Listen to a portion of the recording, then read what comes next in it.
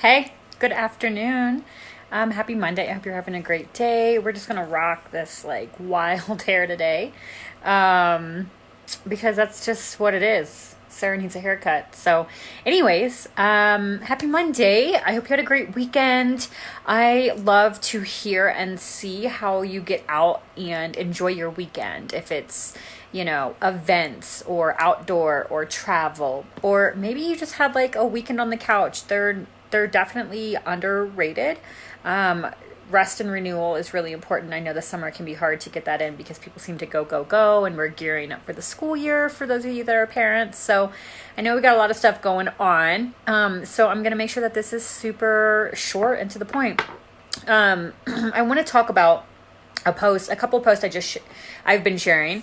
If you haven't already seen it, I was in Wyoming and Utah for 6 days last week, and I was on the road. I was camping, I was fishing, I was tent camping, car camping, with people, some solo, boats, wade fishing, long hours in the car.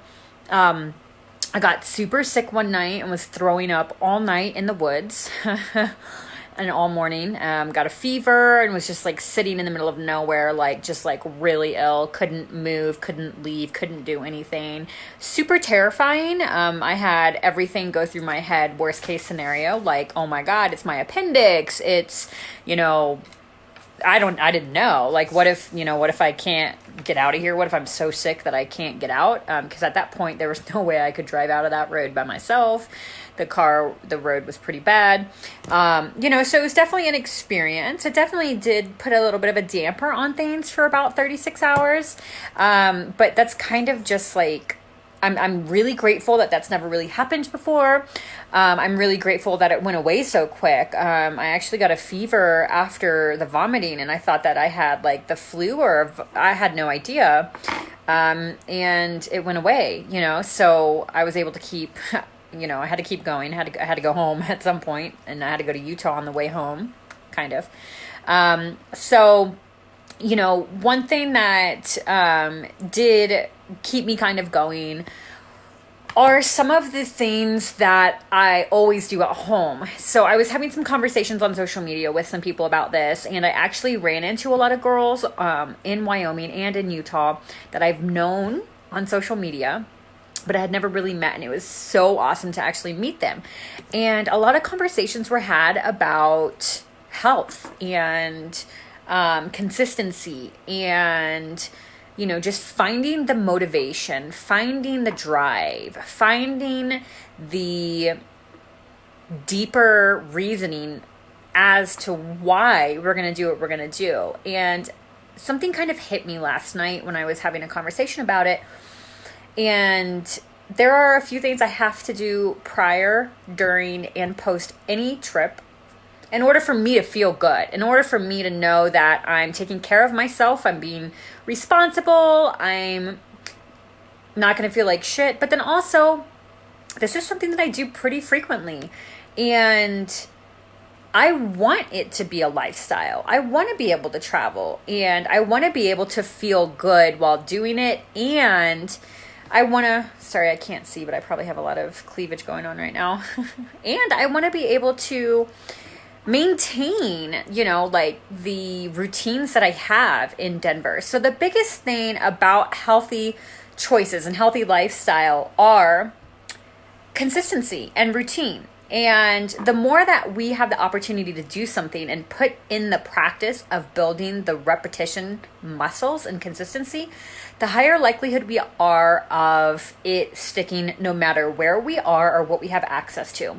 What is really common that people slip up with is they'll do it at home for a couple amount of days, couple weeks, and then they're on the road. They're traveling for business and or pleasure, and they travel a fair amount. Like most of us in here, we travel. We're doing weekends, we're doing girls trips, we're doing work, we're doing family, we're doing fun. We're doing stuff. And so it's building the reps of consistency in the gym, at home, in the gym, in the kitchen, with what you have. But then also finding a way to take those things with you. So how can you take the breakfast that you eat every day and replicate that on the road so that you can sustain that routine. You never fall out of it because you stay in it. So how can we do that? In terms of, other parts of what we do at home and on the road, how can we take those things with us? Now, not everything is going to transfer over, and I'm not preaching or saying like it has to be 100%, but what are those few things that you have to do that make you feel good here at home on a day-to-day basis that you can take with you anywhere? For me, when I come back from a trip, no matter what is going on, unless I'm like deathly ill, which I wasn't thankfully when I got back, there are a few things that I have to do right off the bat. And it's because, one, I've learned that if I don't do them, I feel unprepared for the week. Two, I learned that if I don't do them, I feel as though it's kind of like a looming thing, like I need to do this, and it's taking away mental bandwidth for me to be able to focus on other things. And I'm using myself as an example, and I want to know if you can relate to this. Like, I really want to know if this like strikes a chord with you. So tell me if this strikes a chord with you. I know I'm doing a random live and I didn't advertise it, so you may not even be on, but I want to know if this strikes a chord with you. For example, I learned the hard way that if I don't unload my car after a long travel trip, and that can be an airport or a car trip, road trip, if I don't unload my car afterwards, I'm going to regret it. The stuff in my car is going to pile up. Food can go bad in the car. Never fun. And you're just scattered. So one of my non-negotiables after I return from a trip is unloading the car. It's the first thing you do when you go to take a trip somewhere. It should be the first thing you do when you get home. The second thing that I do very quickly is go to the grocery store. Sunday nights at the grocery store are a shit show. I don't have a list. I may start making a list as I'm traveling back of just a few essentials that I need to get me through.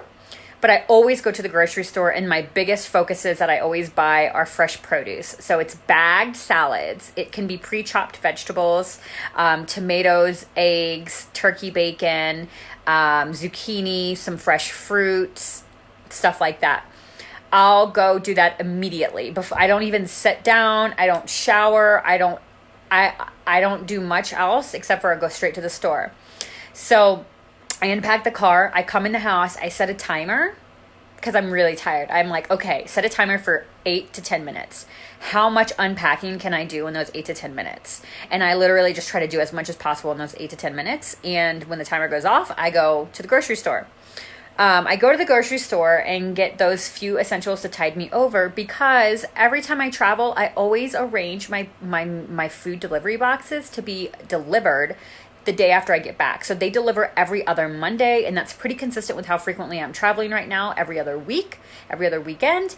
And so every other Monday, there is a box of food being delivered to my front door, so that even if I don't have the best shopping trip on Sunday night, and it's just like the bagged salads and some hard-boiled eggs, there's going to be a lot of food coming on Monday. So between those two things, I'm actually completely set for the week, 100%. There's no need to go back to the grocery store. Probably into early next week, I won't have to go back to the grocery store. So those are like 2.5 things that I do immediately when I get back.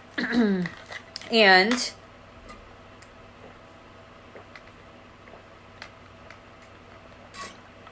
drinking a lot of water is the other thing. Hydrate. One other thing that I do is kind of unique and personal to me, is some self-care. So I come back and I definitely take a very long shower, and I always give myself a facial. So I always go through a really in-depth skin cleansing routine in the shower, and I just leave an exfoliating enzyme mask on when I'm showering, so I can just slough off some dead skin, and then I get out and I do some more masks and extractions and stuff like that, so that I just feel cleaner and I feel like I don't have to do that during the week.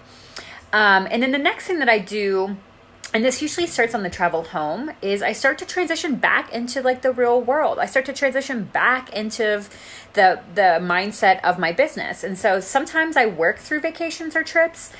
This time I knew I really wasn't going to be working much, because I was not going to have cell phone access. I was not going to have any internet access, so I couldn't work. 9 times, I'd say 7 times out of 10, I do work on a trip. And that's fine. I love it. It helps me travel more while still staying very much in my business. This trip, I knew I was going to have to take some time away because of the lack of self-service. So as I'm traveling back, I'm doing a video memo to myself of like ideas and focuses I want to have for the week and action items for accomplishing those focus items.